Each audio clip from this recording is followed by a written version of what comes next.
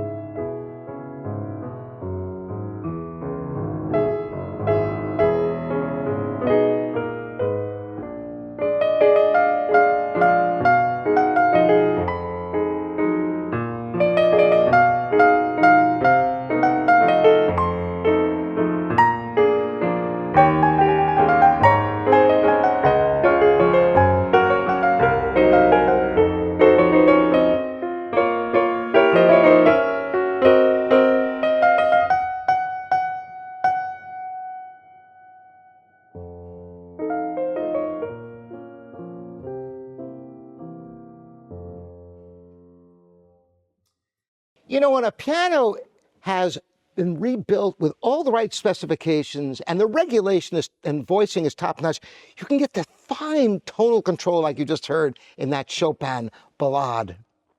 And we're going to end now with just a little bit of fireworks, the beginning of Children's Corner Suite of Debussy, Dr. Gratis ad Parnassum.